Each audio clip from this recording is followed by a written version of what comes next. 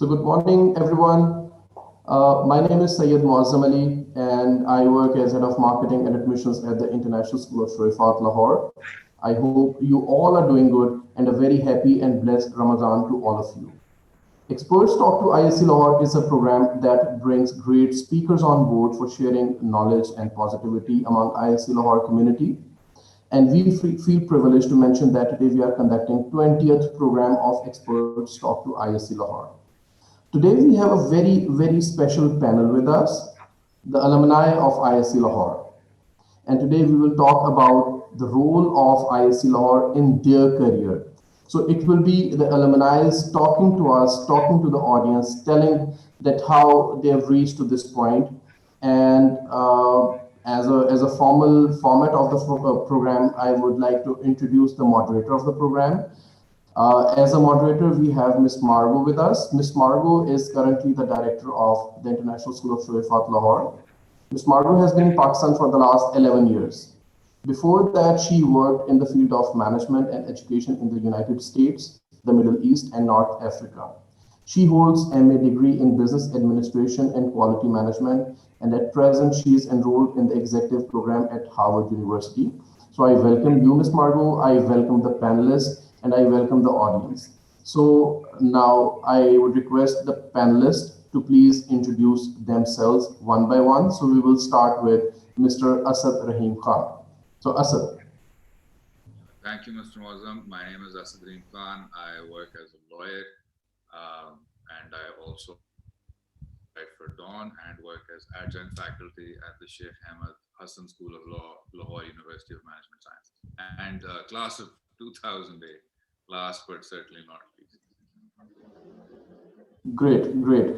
Eesha. Yes, so basically, my name is Eesha Suhail and I'm a fine artist. I graduated from Choueifat in 2013. After that, I trained as an artist.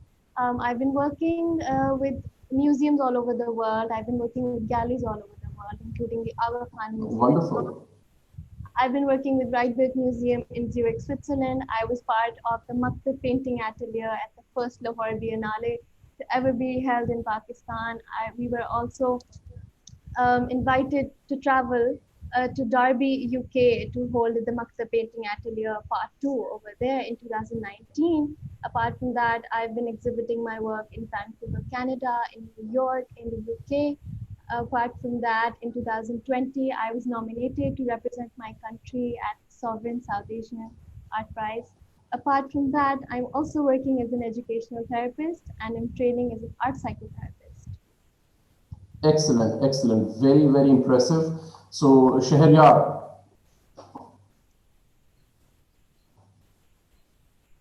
Shehryar.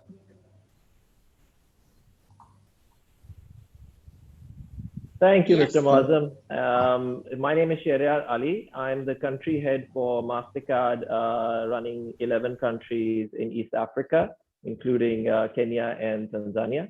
I'm currently based out of Mauritius. Prior to this, I've been working in the banking world, working for Citibank, Barclays, Mashreq Bank in different countries, including Pakistan, Egypt, Mauritius, and currently I'll be based out of Nairobi. Yeah. Wonderful, wonderful. And Khadija Bokhari, please unmute yourself. Thank you, Moazzam Saab. My name is Khadija Yasmin Bokhari. I'm a barrister, an advocate of the High Court. Currently, I'm practicing as a senior counsel at Irfan, which is a law firm that practices and specializes in intellectual property law and competition laws.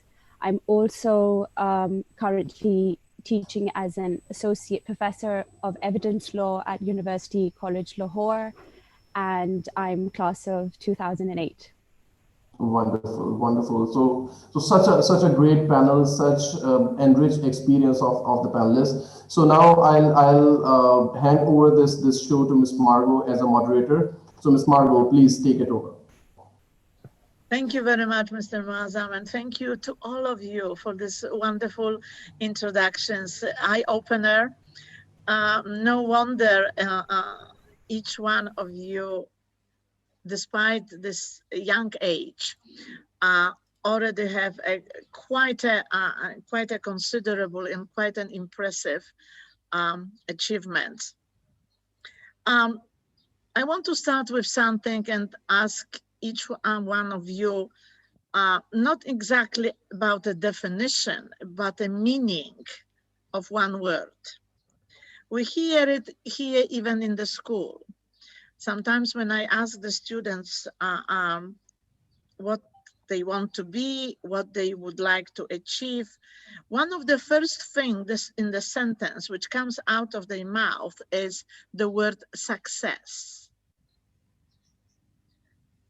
Now, I would like each one of you to tell me what the success means to you. So maybe we start with Shehryar.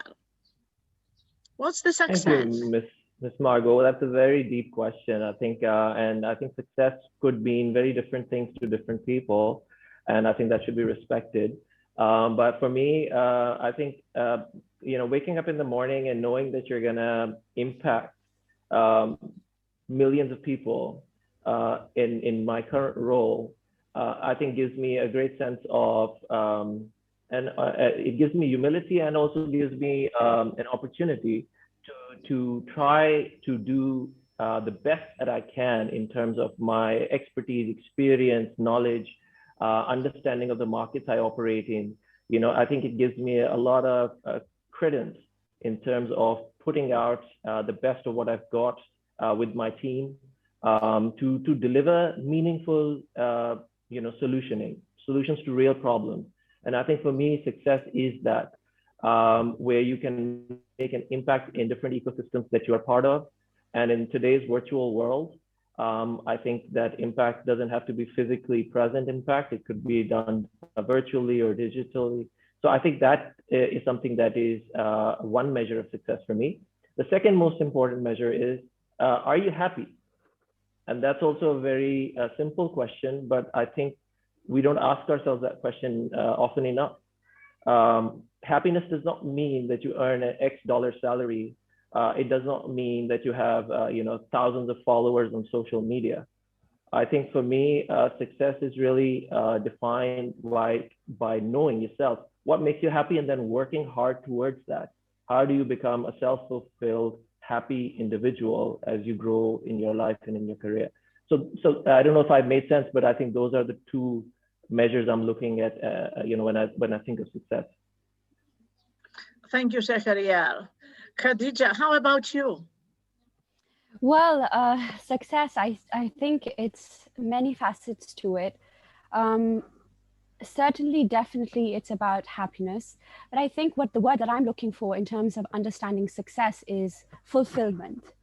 And I feel that in the end of the day, what you're doing as a person, your everyday mundane activities, from that to the most impactful activities that you think you are participating in, do they really fulfill you as an individual at the very basic level? And I feel like that is the true measure of success for me personally. And of course, getting a good job, having X amount of money in your bank account can all provide you happiness. Surely we all understand that. But the thing is that there's a certain limit to it at the end of the day, because you feel like, what exactly are you doing with your life, and why it's meaningful has a different sort of connotation. There's a different purpose to things that you understand as time goes by, and you look at success differently at different times of your life, I believe also.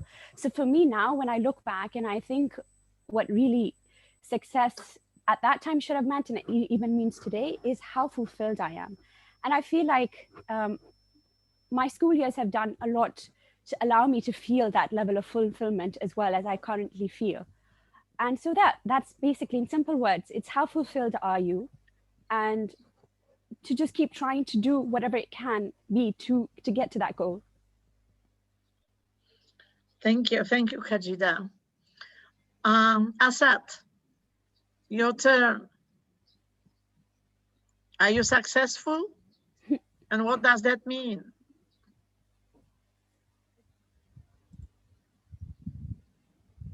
Did we lose Asad? Asad, please unmute yourself. Yes, can you hear me now? Yeah, my question was, Asad, do you feel successful, and what does that mean? What the success means to you? Well, in terms of feeling successful, that feeling varies from day to day. But that's also because I think the metric is slightly different. It's a bit of a variant of what Khadija said in terms of what is success. And I think you need to look at what makes your life meaningful. Because after a certain point, and this goes to what Khadija said about fulfillment, if you are doing something that you feel provides meaning to the rest of your life, I think that should be probably the most profound indicator of success. And that allows you to get through the mundane and the day-to-day. It also, I mean, Asal mein Shehryar Saab and Khadija have already covered the big aspects. So I'm rephrasing something that Shehryar Saab also said. Once you get past your job designation, and once you get past how much it is in your bank balance, then you do realize the sole indicator is, does this job or does the quality of my human relationships provide meaning to the rest of my life? So I would say that success is measured by two things: whether what you're doing is meaningful, and whether that can lead into the quality of your human relationships. Because I think the success of your relationships tends to lead into the success of the rest of your life. The way they go is the way the rest of your life goes. So slightly away from key deliverables in an office space, but I think that's what you need to be looking for when you look back at the rest of the year. Thank you. Thank you. Well, we're still waiting for Eesha, and her time is now. But I think, you know, we started to see some of the threats which are common, which are reappearing. Okay.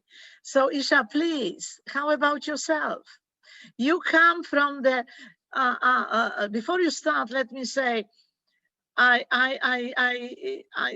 included you in this particular group on purpose, because I am a strong believer that, like, of course, any profession can be, should be definitely meaningful, fulfilling, and through that successful for oneself and for the others. Art is exceptional. Art is not as easy to reach everyone. You have, in my opinion, you have quite a hurdle to bring people to understanding that the art sends messages. Art speaks. It absolutely does. Not necessarily through words. Yeah. So tell us from your perspective of a very well-established artist already, and so young, at such a young age, how do you feel about the success, and what do you think in your profession? Will the success can be put in the same framework like with the others, or is a little bit different? So, being from a very unconventional profession, I've always had to struggle and fight with myself about whether it's worth it, whether it has ever been worth it, and 100% it has been. So even when I was a child, you know, my mother would say, okay, my father would say, the teachers, everybody, the advisors at school, hey, why don't you become a lawyer? Why don't you become a doctor? And while these professions are wonderful, Don't we know it? It wasn't something that was calling to me. I wanted to be an artist, but then there was the question of who's going to pay the bills? How are you going to get a job? And I didn't want to get a job at that point. I wanted to develop myself as an artist. So the idea of success for me has always been just out of reach, you know, it's right there. I have to go towards it, and it's just going to run away from me a few more steps, and I'm going to be following it. And I feel like that has really brought me really far away from what I thought, I would be doing or what I would become. I didn't just want to be an artist, I wanted to do other things as well. So I'm not just an artist right now, I'm also an educational therapist. I'm working with special children and I'm working as an art psychotherapist. And bringing those three professions together, I feel like it's an achievement in itself. So the fact that I had the guts to take the risk, and my family did support me, and the fact that in just a span of 3 years I've exhibited internationally, I've been nominated internationally. So I think, success is right there. And if I keep following this path, and keep taking the risks, so I am going to get empowered. And the idea of success is to be empowered within yourself. And of course, I wake up every day excited to do my art. And I feel like that's wonderful. And not everyone has that in their jobs. You see what you're doing, and you mentioned it, but I think we have to pay more attention and encourage more of the young men and women into whatever profession you're going. There is always something in this profession, in your more than maybe in others, to help the ones who are at the disadvantage. So children with special needs,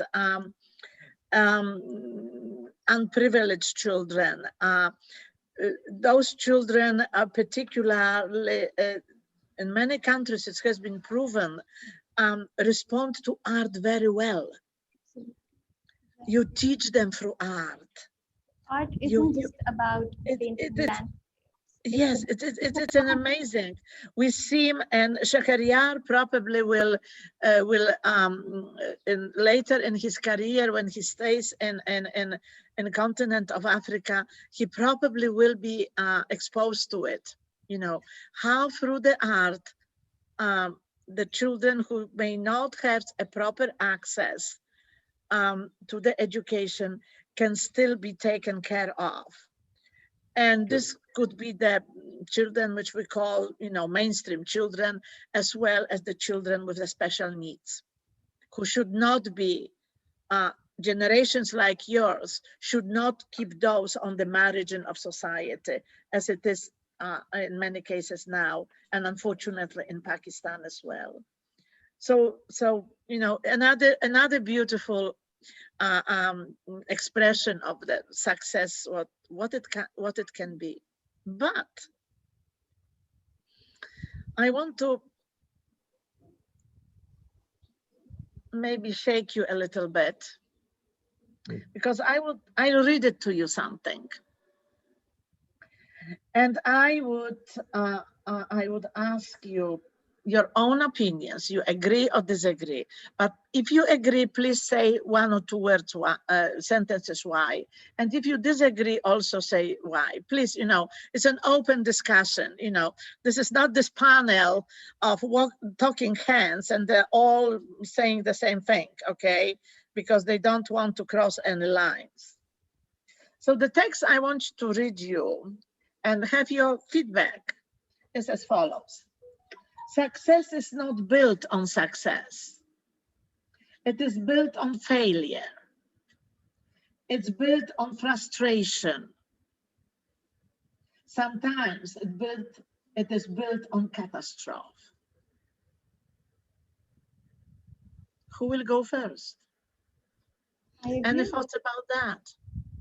Yes, Eesha, please. I agree, because, if I'm talking to you, I'm telling you about all my success. I'm not telling you about all my failures, of all the times that I was too frustrated to be able to get up in the morning and sit in my studio and be able to paint. Freaking out actually about how I was going to be able to support myself. There have been times when I have been worried and I have been thinking about dropping, this profession and trying to find an actual job.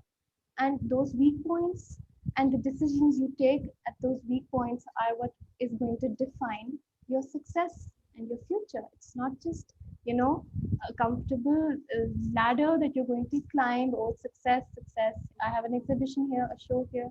It's not how it works. The frustration behind it And what you do with that frustration, the way you're going to channel it, is what's going to decide what success is for you.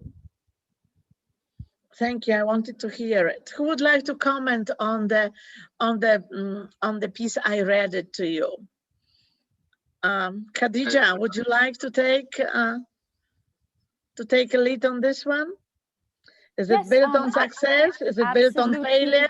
Is it built on frustration? Is it built on catastrophe? Oh, catastrophe. Catastrophe is quite exciting, actually. And I would use that one specifically because, you see, I think, honestly, the way I understand it is, and I spoke about fulfillment earlier, but it's not an easy goal at all. In fact, it's a lifelong struggle that one goes through. And I say this because in order to achieve that, the first thing that one needs to do is go through a process of self-actualization. And that in itself is a very painful process if you look at it. If you truly are doing it correctly, to tear yourself apart in different pieces, I think that's what it truly means. To get to that level of, I suppose, fulfillment. And I'm not certainly saying I have reached that level. And I think that one has to remain humble about these things. So definitely catastrophic, it's been troublesome, it's a constant struggle. All of these things truly are what makes one even come closer to a version of calling themselves successful. So this self-actualization process, I feel, in and of itself is not an easy task at all. So that's what I would say. It definitely makes me think it's quite catastrophic. I was hoping that we may not have this one, but I'm glad we did, because it will lead us. It's just my raw feelings on the subject. In a couple of issues I want to raise with you, this one will come back, and I'm glad that it will not be beginning, but it will be, in a way, continuation. Shehryar. Yes. So I think failure is a great teacher, and I think that you have to, in today's world, things are changing so fast that if you're holding on to something right now, it might be irrelevant in a couple of years of time. And the ability for you to learn, then unlearn what you've learned and relearn the things that are most relevant going forward, it's almost a necessity. It's no longer a choice. If you want to continue growing and be relevant, you need to be able to let go. And this can be referred to in many different areas. It could be letting go of certain processes that you previously believed in and they worked for you at a certain point in time, but will not work for you going forward. It could be anything else. I'm a 1996 graduate from Choueifat, so I think I was the 40th student. And at that time, when I went to University of Texas at Austin, I was learning COBOL and I was learning, early C. And then when I came out in computer science, I mean, those are now old languages. Those languages no longer are relevant from a development perspective. Now you're talking Python and Java and other things. So, and this is not particularly about failure. Failure has to be looked at as a good learning experience. It cannot, if you look at it as a failure and you take it upon yourself that you fail, that's not the right way to look at failure. Failure is your best teacher, and you got to keep it as your best friend. And I think that kind of has worked for me thus far. Building on that, Shehryar, think about the first moment when the failure happens, when it's either you find out or it is pointed out to you. Is the first reaction really the reaction of, as realistic, as cool, as wise, as you mentioned, or there is an emotional hit? Yes, I think that it's, again, talking to Khadija's point, and it was a very powerful point about self-actualization. If you are not confident about who you are, what your ambitions and what your capabilities are, and you're looking at yourself from the lens of other people judging you, whether you're a success or a failure. So who's to say whether I am successful or a failure, or whether Khadija or Eesha or Asad or any of us are a success or a failure? If I leave that in the hands of others to choose, yes. And to be honest, when I was probably doing my O-levels and getting out of the school, that was very much a lens I was, it was a trap that I was falling into, because I was looking at, okay, if I get 5 A's, I'm successful. Well, right now, 20 years into my career, I look back and I said that I was a complete idiot. I should not have been thinking like that at all, because that doesn't mean much. I fully agree. Yeah. So I think that it's really about having that self-belief and finding out who you are, having faith and confidence in yourself, and then let that lead the way for you. But you're right, as humans, our first emotion is we go a bit hard on ourselves and we do, get down, but it's how quickly you get back up. And that's what I think strong. Sometimes the blame comes. We're blaming ourselves, not the circumstances, not anyone else, but ourselves. Yeah. What did I do wrong? Correct. What's wrong with me? The first almost thought coming. That's right. So I think we ought not to do that to ourselves. I think it's a gross, travesty if we kind of think like that. I do think that as human beings, we are built in a certain way. And I feel like at points like these, when you are hit with something so emotionally, painful, I feel like it's very important to get it out of your system, to be able to externalize it, whether it's going to be through a crying session, whether it's through isolating yourself, whether it's anything. These are things that have been built inside us that sort of help us deal with the situation. As therapists, we are taught to be able to deal with your emotions in a healthy manner. And a healthy manner isn't to deny the fact that it hurt you. It's to accept it and to be able to bring it out in a way that it's not going to hurt you in the future. So you're not repressing that emotion, you're not repressing it, you're not putting it inside yourself so that it comes out in some other form of aggression. So I feel like it's very important to bring it out, be able to deal with it in a proper way, and then get over it and then move on. So that's what it's all about. Asad, before you, I want to change, if you allow me, the word failure, because I have to tell you, you probably remember this. I never liked this word because it's full so negative meanings that we have to think about, different types of people, different characters, and some people take failure as almost the end of their lives.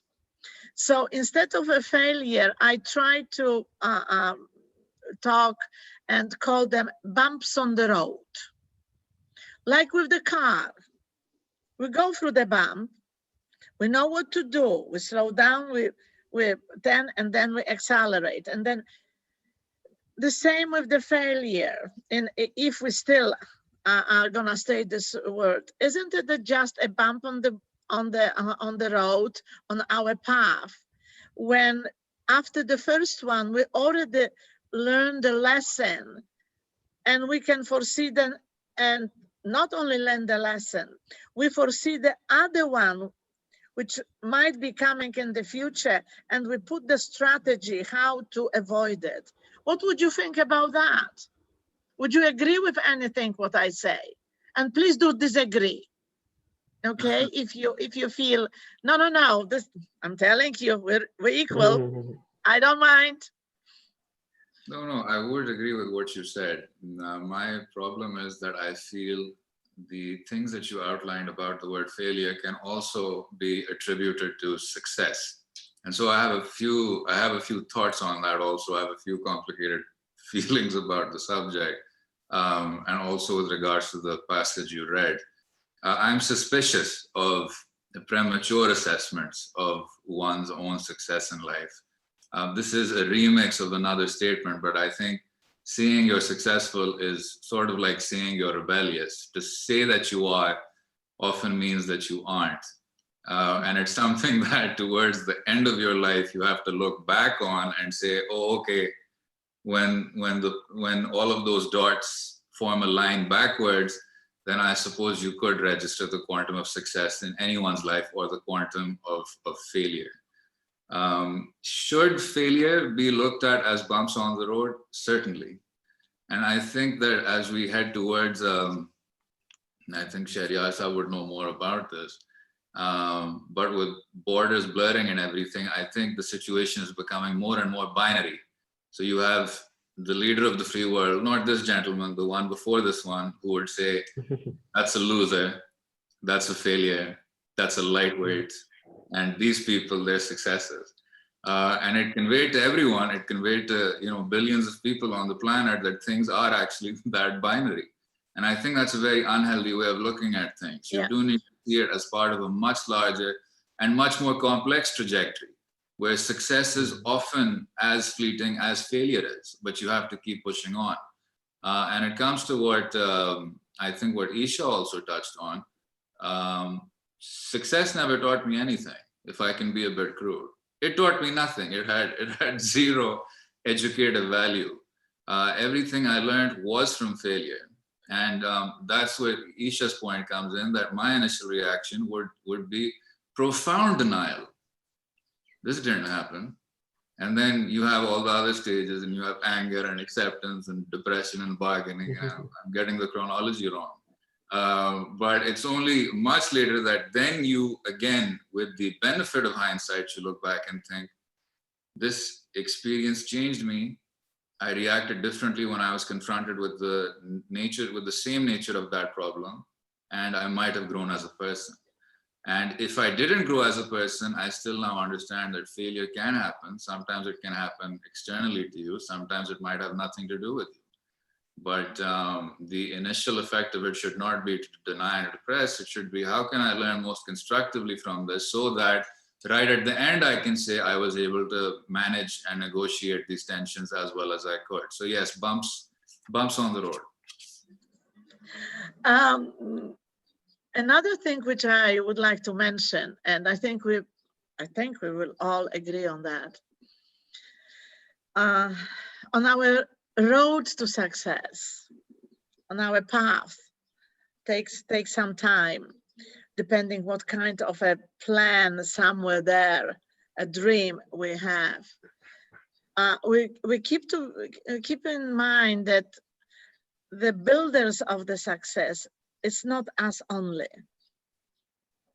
It's the system, it's the people who are around in the institutions and the institutional way of supporting people to achieve, because achievement is equalized with success. If you achieve that, it means you are a successful person. With that. So we have to keep it in mind that in organizations, let it be government organizations, private organizations, entrepreneurs, when we're having our own businesses, there are other factors which also affect the speed, the growth, and the eventual achievement which we want to have and consider it as a success. In the discussion at the moment, and I think, this is the easiest, this is the question for the first graders, actually. So it should be easy for each one of you. Could you please name one factor, just one, which you think in the meaningful, profound, strong way affected your current personal and professional success? Shehryar, just one.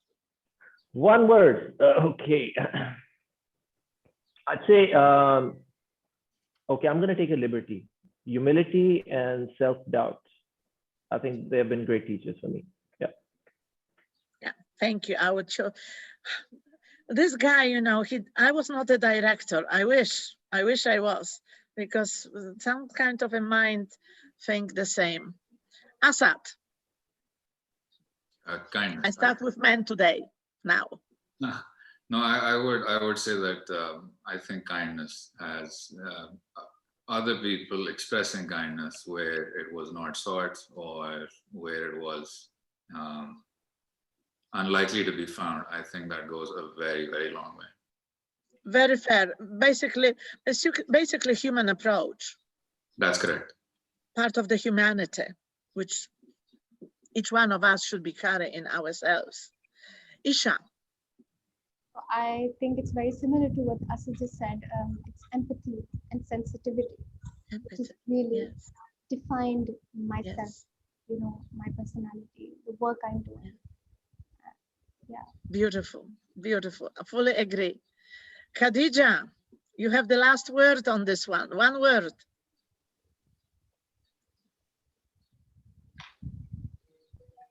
Khadija's on mute. She's on mute. She's on mute. Can we unmute Khadija? I know Sorry, it sounded. yes. Okay. I was saying that I think all the wise words have been spoken, and I 100% you will agree with all of definitely them. have yours.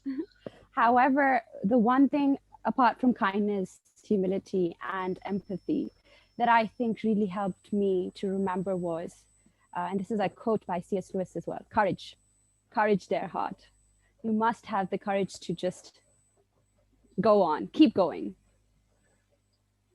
I'm so glad that you mentioned that, because I think it will be part of my next aspect. I would like to hear your voice, and I would like to start with the with the ladies, with both Khadija and Eesha, and then I would like to move to gentlemen, because the issue I want to raise, just, you know, on the top of the iceberg, put it this way, involves both genders, and the both genders may look at it from a different perspective. There is a lot of talk, because it almost became a fashion, that we're talking about empowerment of women. Now, who is telling me that we are not empowered? We are powered. We are empowered. We don't need empowerment. None of us. None of us. What we need is equality. There are two different things. How do you see yourselves in a very man-oriented world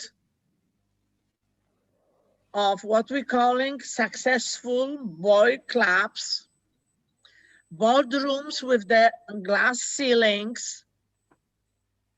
How do you feel you might be able, and you will be able, to achieve professional recognition as you deserve, because sometimes we don't even get that, and through professional recognition, raise into the boardroom and consider it a successful move? Which one of you would like to start from the ladies? Okay, I'll go first. So Okay, Eesha. it's true. If you talk about Pakistan, so the art world here is very female oriented, surprising, because it's not the ideal profession for a man. But if you look internationally, you don't have a lot of internationally recognized female artists. If you look at history, you're going to see mostly men. Correct. So it depends on how and what you're talking about, in which context you're talking about. So if I were to talk about the context of Pakistan, there is this thing, this notion that, oh, she's a female artist, okay, she's just going to paint her life away. So I have a studio set up at my home, and I spend almost 10 to 12 hours a day over here painting, doing my work, or just, sitting around thinking or sketching or whatever. And there's been a lot of times when a male family member, a cousin, a friend, not my father, my brother, they're very supportive, have come up to me and asked me, what do you get by painting? Why are you wasting your life? Why don't you start teaching? Why don't you start teaching drawing? Maybe you'll get some money out of that. And how I'm going to, the way I think about it is like, it's funny for me, the way that they're seeing things, because I'm far above them in that manner. It doesn't matter to me. Money doesn't matter to me. What I'm making is far more than what they think I'm doing. So I feel like it's empowerment within that's going to show in your work, in your profession. And I don't think you need external recognition directly from a family member, a male person, someone, in your family who wants to, see you do something a certain way. So I feel like it's about empowerment within and how you're going to bring it out. So your personality is going to talk a lot more than, anything that you could say. Thank you. Khadija. I think, Empowered versus equality. Yes, I think Eesha has made a very valid point. Definitely the empowerment within is the key focus. And I think that kind of goes with the point that I made earlier, that you must have courage. In the end of the day, when the going gets tough, you have to keep reminding yourself, what's the alternative? In this desire or the survival of the fittest, whatever you would call it, that we have to keep going because we are equal in all perspectives. And this is something that I often engage with conversations with people professionally, even otherwise personally. People will say, oh, you're equal, everything's, we understand, we're the biggest feminists out there, but then say, but there are some differences. We have to recognize there are some differences. And I keep saying this to them, that why is this relevant is the part that you should be focusing on. Because as Catherine McKinnon also says, it's not about what differences they are between men and women. It's the difference that the difference makes. And I feel like that's the part we're not focusing on, because we're so caught up between, oh, you can do this and you can't do that. And it's just like we're not using whatever form of difference that we think may exist to empower women or to feel like, they are equal citizens or equal professionals. Insofar as your point about professional recognition is concerned, I feel like we have in Pakistan at least, and I think across the globe, a long, long way to go. Because I feel that although you can look at a few things and see, okay, this is a place where that I will get that professional recognition, but the people, there will be one way or the other that I feel like women always feel that they need to do more to be taken seriously. And that's a reoccurrent feeling. They need to work harder to be at the same par as their male counterparts. And I feel like that is unfortunate, but it's just a reoccurring feeling. And I feel that we have a long way to go before we can get that. But of course, you just have to keep telling yourself that we are created equal and we can do this and we've got this and we will do this, because it's only in helping each other, I feel, and having that empathy and having that support system. And I feel like your family plays a huge role in that, especially. And then your friends, and then the society in general, in telling you that this can be done and this can be achieved. And I think we have come a long way in believing that. A lot of women, they are courageous women who have taught us that things are possible and manageable. Absolutely. But we're still fighting, and we will keep fighting till the very end, whatever that end is. Thank you. I know that Shehryar will have to leave us very soon. So before you do, we're still staying together because, I have a couple of questions. But Shehryar, if you can give us your thoughts about how the women are perceived, how dangerous we perceived to you guys,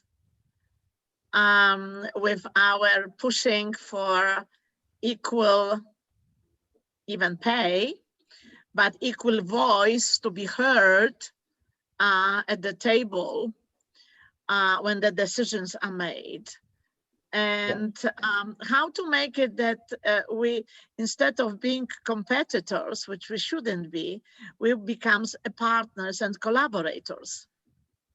Absolutely. I think, Ms. Margo, this is a very important and pertinent question. And I think all genders of the opposite sex, all males should be thinking about this. I'm a father to a daughter. And, you know, when I look at the corporate world today, and I'm really blessed to be working for an organization, and I'm lucky that this organization shares the values that, you know, I hold dear. Equal opportunity is something that is extremely, it's a necessity. It's not something that can be just put on the table as an agenda and then taken off. And it all starts by being transparent about the problem.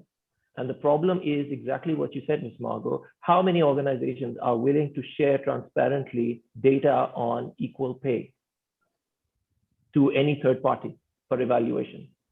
And I think that's the challenge. And that's where I believe, working for MasterCard, it has really brought the point home, where I've seen that MasterCard has had the, has taken it upon itself to share that information, to put it out there and say, hey, this is how we stack up. How do you stack up?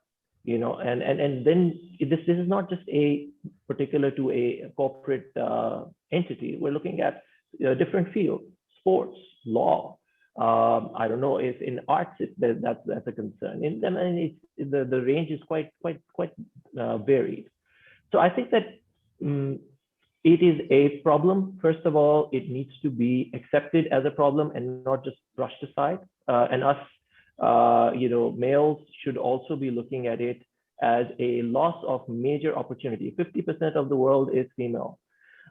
You have to be out of your mind to be considering that you're going in the right direction as human beings if you're not providing not even providing. I mean, nobody has a right to provide anything. Everybody deserves certain rights, and those rights include equal opportunity, equal pay, your right to progress and grow in whatever you want to do, and you should have the freedom to do so. So I think that it is something that I hold very dear to my heart, and I would definitely hope that even in schools, when we're talking about life sciences, we should bring in inclusivity. Yeah. Bottom of the pyramid, like you mentioned about the children in Africa, we should bring that to the focus. How do we include them into the works that we do?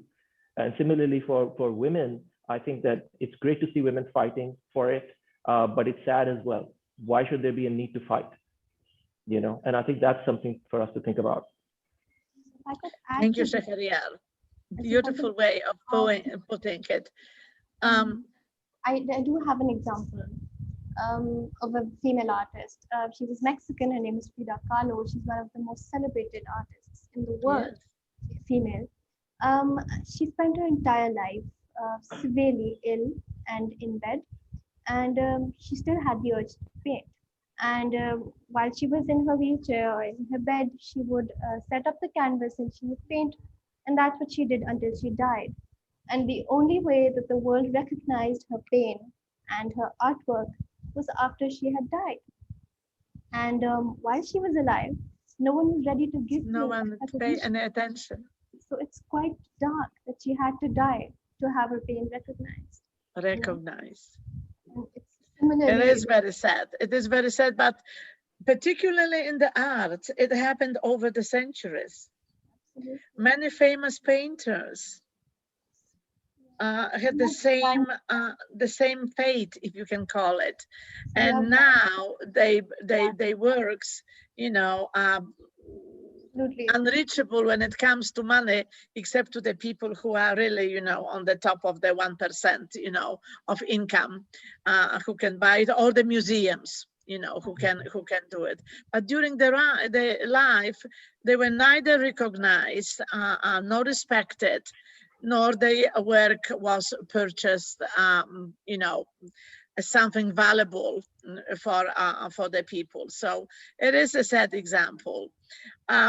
Asad, you are the lawyer.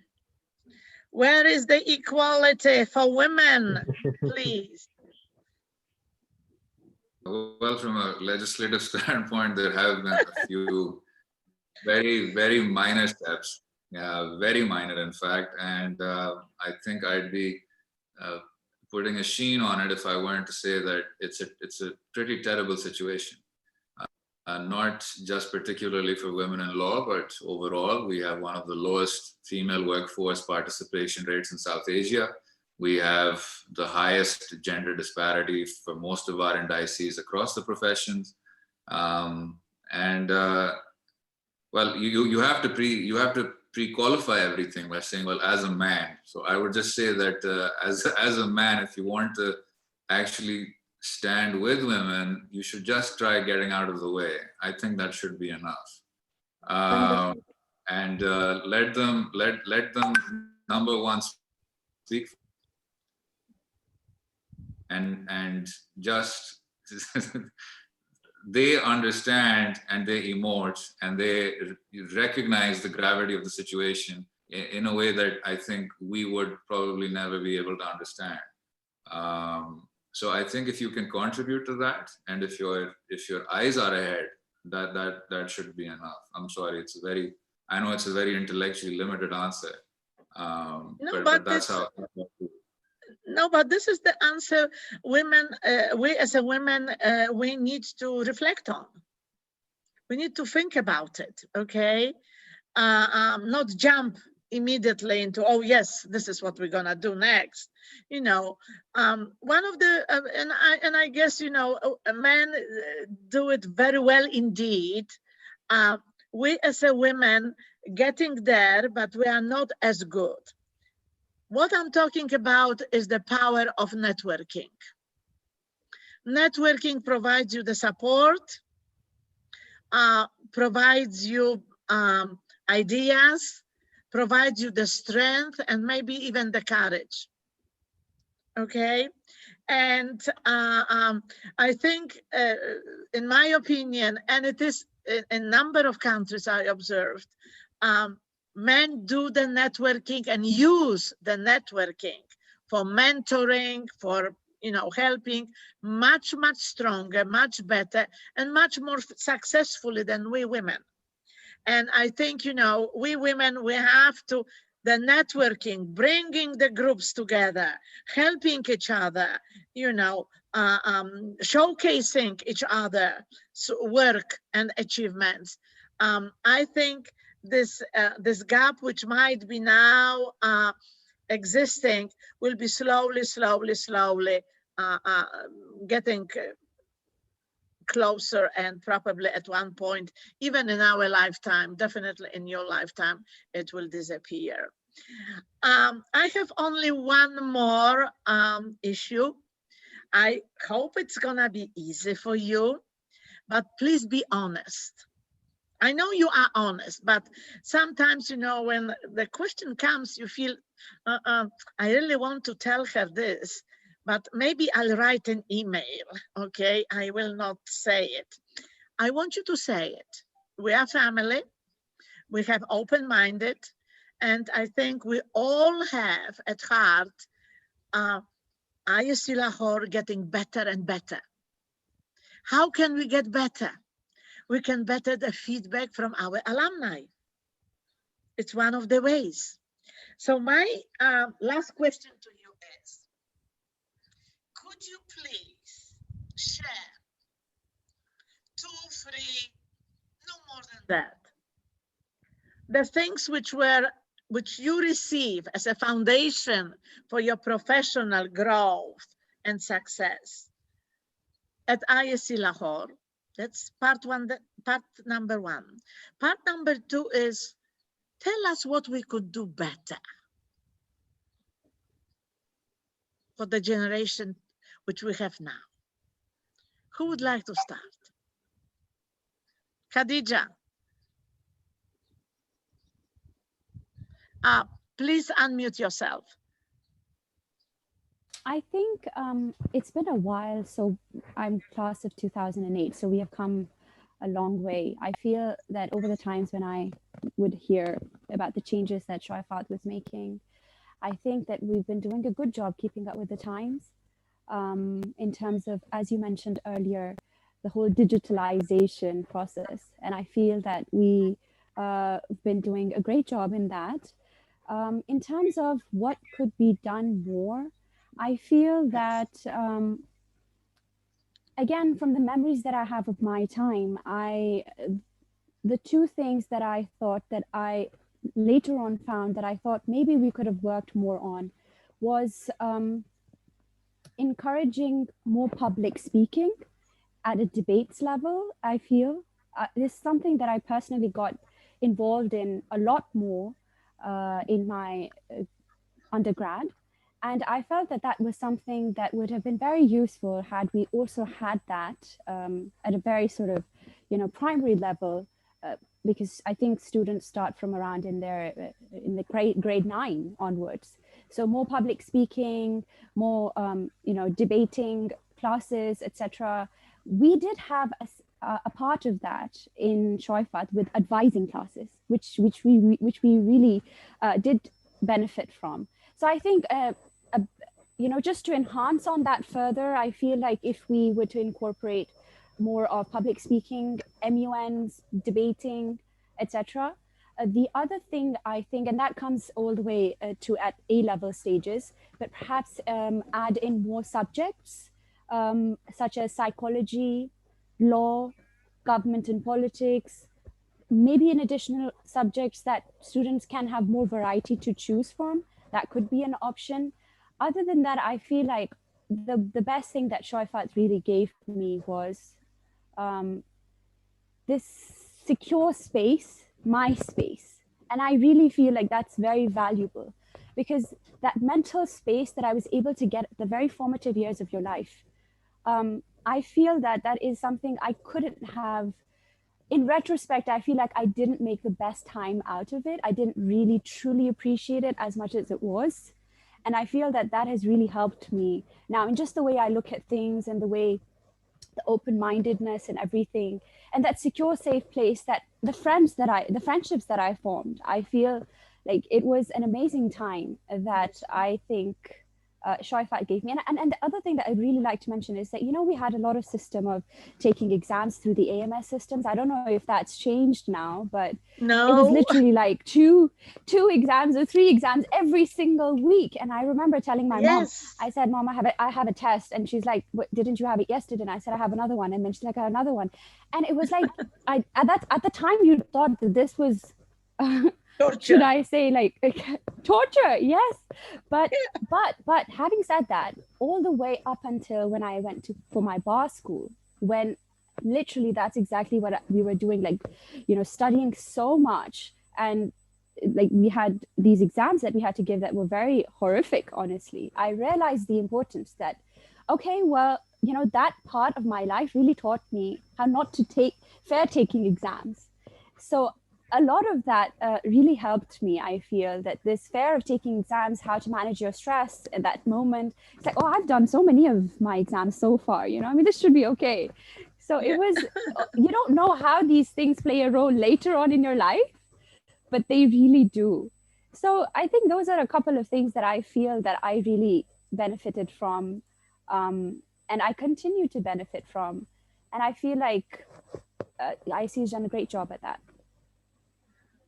Thank you, Khadija. Thank you. Asad.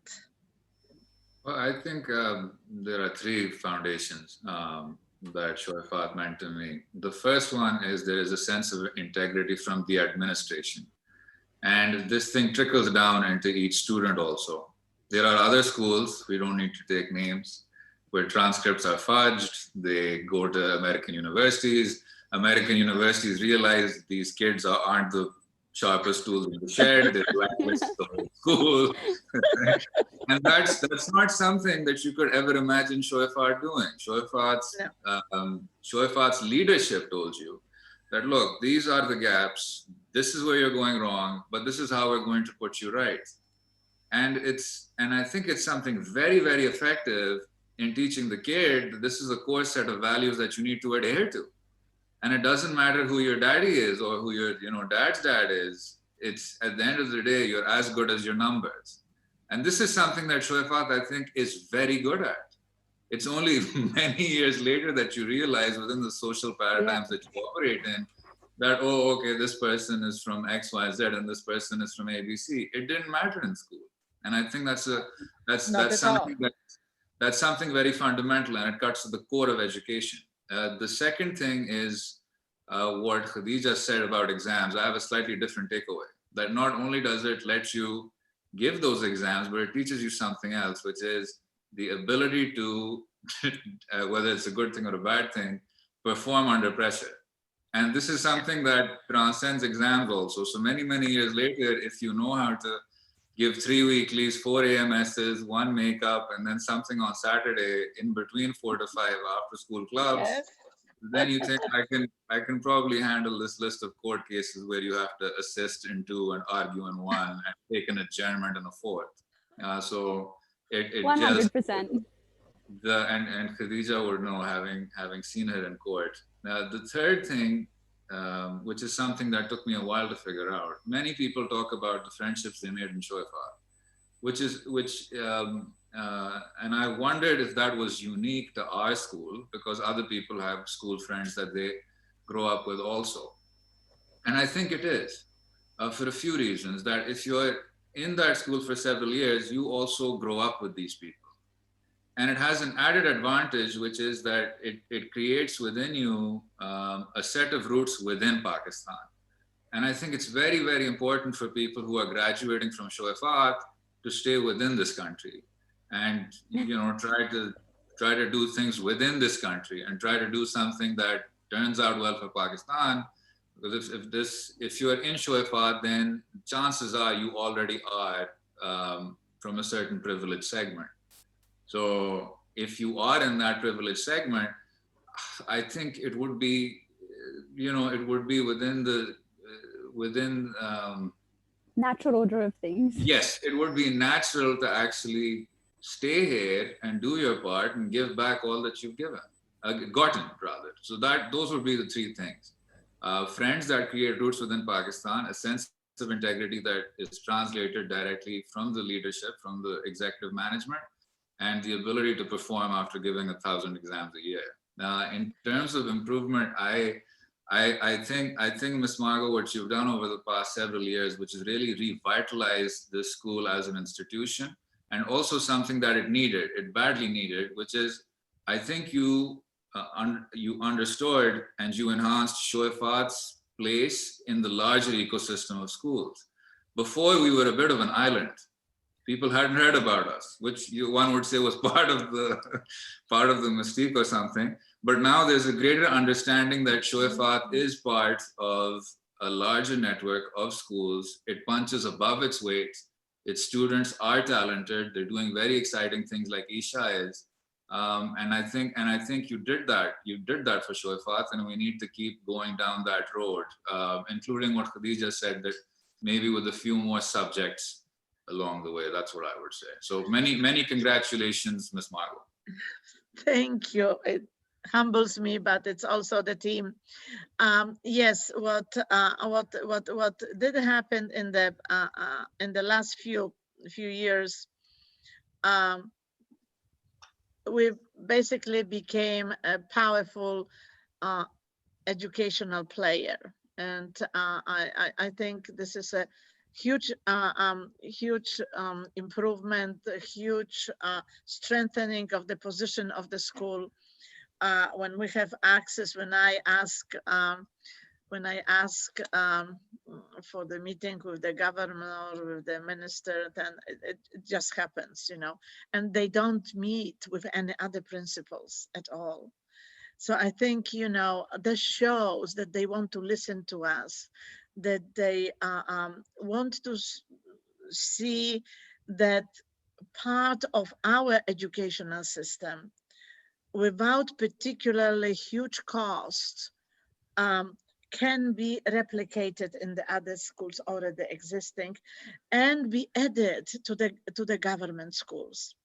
It is possible. It's a slow process, but it's a good process. We were recognized by the governor of Punjab. I think, Mr.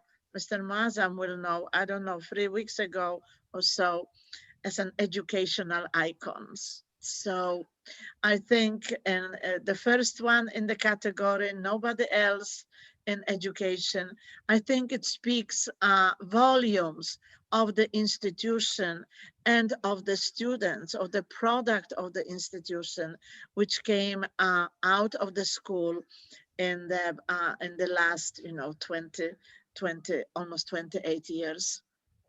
So I jotted down all of your possible, possible suggestions. I will still go to Eesha.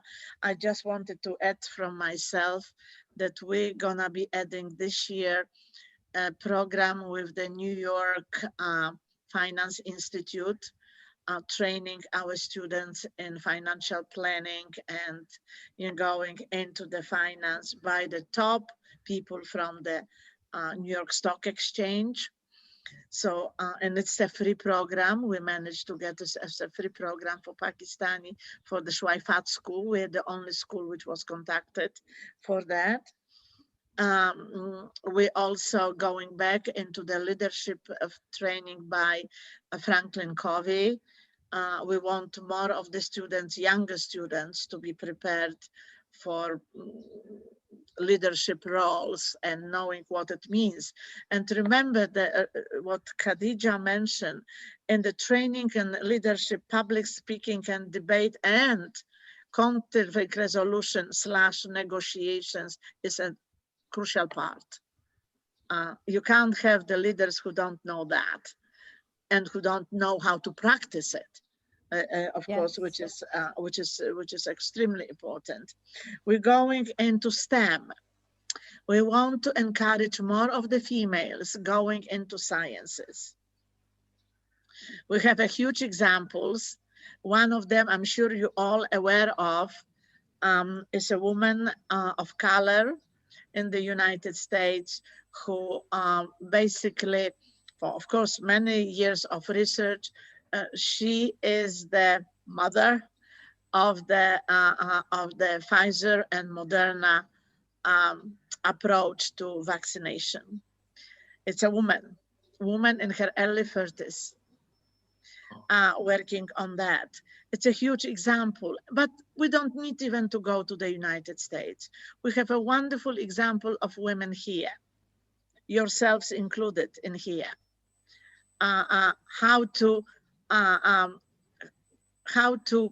progress as an individual and achieve what we all still will be calling under the umbrella of success, but it's something more important. And I think it came through our discussion here. We are all servants of the society and of the country. Remember, I know you know that. Whatever you do, whatever you contribute, it is for the benefit of the country and the people in the country. It's not only our personal satisfaction. Many of you mentioned a word meaningful. If it's meaningful only to one individual, it's useless. It needs to be meaningful for at least a group of people or entire society over the period of time. Eesha, you will be the last one saying what did you get out of ISC Lahore and what would you like us to look into and improve? What I want to touch upon is a bit different. So my idea is that, with a school or with an institute, what you're giving the children is not just an education. You're shaping their lives, you're shaping their personalities, the way that they're going to interact with the other people. High school or middle school, it can actually be a very good experience or it can be a very painful experience for children. So while we are giving them that educational support, we're making them excellent professionals, what kind of human beings are we producing? why can we not think about the idea or the concept of emotional support within the school? While I understand the school does offer counseling now, which is wonderful. Yes, yes, we do Um, offer counseling. yes, Yes. I feel like it, the idea of counseling or the idea of emotional support should not be limited to counseling. I feel like every teacher has the capacity or the capability to be able to create an environment within the classroom that is going to be able to empower the children and be able to, you know, open itself for the children. If they want to reach out, they can easily reach out to any teacher, any helper, any supervisor, and feel safe. As therapists, I work with children who have autism, and in that we provide them with certain emotional regulation skills, which is something that they lack in. So, a child could suddenly get anxious because of the sound of the fan in the background, or the collar of his shirt. And at that point, the children might even get to the point of a meltdown, um, because of so many external stimuli that are bothering the child, and he doesn't know how to react. So with that, we provide emotional support and emotional regulation skills, which help to calm the child down. And the way that we do that, we don't tell the child to make eye contact with us or talk to us. No, we're going to bring that child to a certain point that we have already researched about the kid, and we bring it forth. And when the child calms down, we thank him, and then we offer more support, and then we move on to transactional support, and then then we start studying. So I feel like teachers and the environment of the school needs to incorporate a lot more of this emotional openness and this empathy within, whether it's between students, whether it's between teachers and students, or teachers uh, with teachers. The idea that sometimes an institute can turn into an unsafe place, and while the institute is doing everything in their power to create that perfect environment, there are still going to be little things that are happening within that are really going to shape the lives of so many children out there. So how can we extend our support in that manner to make children graduating not just as excellent professionals but also as excellent human beings? Thank you, Eesha. It's I think it's a beautiful, bringing it all together from each one of you. I have a couple of comments before I give the last word to Mr. Moazzam, which is quite unusual because I usually have the last word. But we're all colleagues, so I will give him a chance to say a few words this time. Thank you, Ms. Margo.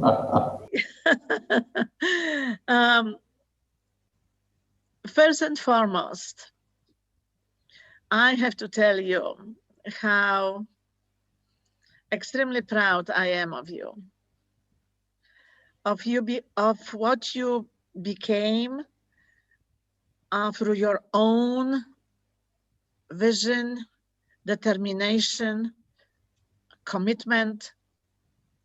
But at the same time, you use the platform like a springboard of ISC Lahore. And there is always a way to do a better job. There is no question about it. We all know Stephen Covey and saying, improvement does not have ever end. You reach your improvement you planned for, and then you said, oh, no, I have to do more of that. But looking at you, listening to you, how wise you are, how concerned you are in what you're doing and what you want, by extension, to pass it on to others. Because what you're doing and how you're doing and how you're thinking, you need to pass it to much, much larger group of young people. And they are there. And they are there. This is not such a huge task. Because there is one reason to do that. You need to grow your country.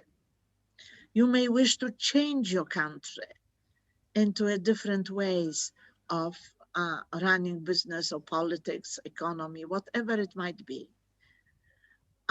Remember, you are the generation who is, everything is, the future of the country is in your hands. Not with Mr. Imran Khan. He is doing his best, but his time will come to the end. And you will be the ones who will take it over. And you already have a pretty good idea what kind of a country you want to have it for yourselves. For yourselves, for your children, for your grandchildren. Don't learn all on the failures of previous generation. Take the warnings from that. Avoid it. But don't let it stop you from moving forward.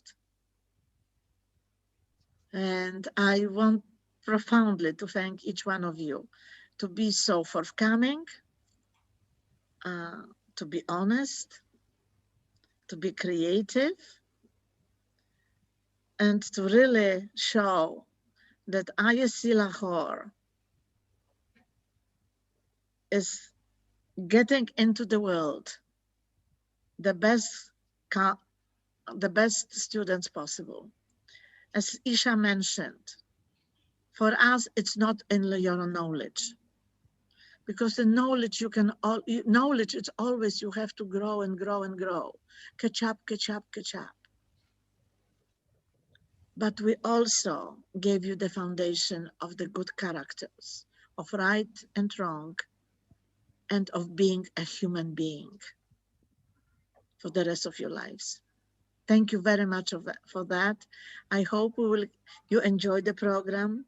I hope you maybe learn something from the program, and we can one day come back together again, choose a different subject, and continue our discussions.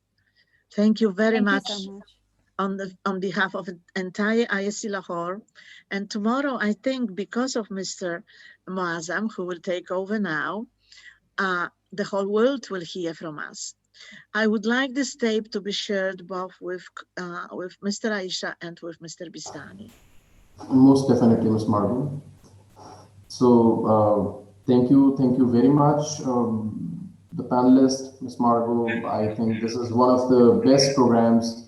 And throughout the program, I was smiling actually, and I was feeling proud. And I think whoever is watching the program, he will have the viewpoint that either my son or my daughter should become like these students, like these successful people. Yes. So I think all the credit goes to ISC, their families, and congratulations to all of you.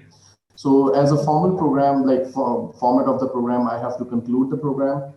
So thank you so very much, panelists. Thank you so very much, Ms. Margo, and thank you so very much, audience, for being with us. It's truly an honor to be with my students. Wow. So, and we will come in a few days. We will come back with another panel, with another topic. Until that time, please take care of yourself. Please follow SOPs and make sure that you protect yourself and you protect others. Until that time, Allah Hafiz. Allah Hafiz. Thank you. Thank you. Thank you. Thank you. Stay safe. You too. You too.